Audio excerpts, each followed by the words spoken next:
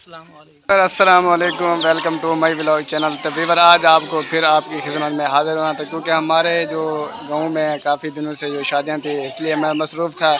लेकिन आज मुझे जो टाइम मिला, मैं आप भाइयों के लिए टाइम थोड़ा सा निकाल कर आया हूं। तो मैं आप सबको मुबारकबाद देना चाहता हूं, क्योंकि मेरे कज़न का रिश्ता होने वाला है, आज उठका है निकाह। हम जा रहे हैं, इंशाल्लाह आपको ही मुकम्मल ही वीडियो दिखाएंगे और मुकम्मल ही तस्वीर से बताएंगे हम कहाँ जाते हैं और कैसा निकाह होता है और किस तरीके से रिश्ता होता है।